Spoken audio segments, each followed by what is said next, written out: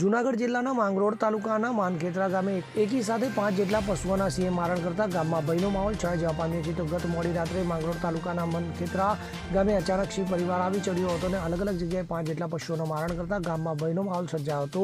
જ્યારે સિંહ દ્વારા પશુઓનું મારણ કરતા હોવાનો વિડીયો સામે આવતા ગામમાં ભયનો માહોલ સર્જાયો હતો. ત્યારે હાલ તો સિંહે મારણ કરતા ગામમાં ભયનો માહોલ સર્જાતા તંત્ર દ્વારા આ સિંહને પકડી પાડવામાં આવે તેવી માંગ ઉઠવા પામી છે.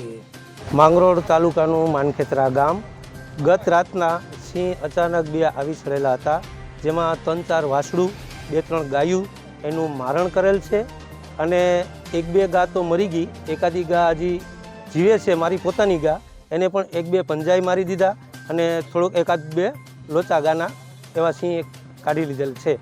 અને ફોરેસ્ટ માટે અમે એવી માગણી કરીએ છીએ કે આને અહીંયાથી હટાડી સિંહ કે જે જાનવર આવ્યા હોય ને એની કંઈક પણ વ્યવસ્થા કરે, જેથી કરીને ખેડૂત થોડીક શાંતિની આશ લે.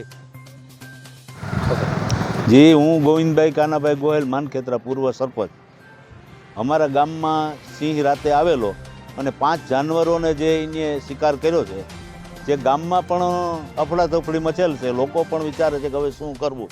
અને જે સિંહો છે એ સરકારના જે જંગલ ખાતા જે તેની જવાબદારી છે, સીમ વિસ્તારમાં જાય છે અને સીમ વિસ્તારમાં જે મારણ કરે છે, તો આને આ માટે જંગલ ખાતાને થોડું ઓલું કરવું જોઈએ, સાફતી રાખવી જોઈએ.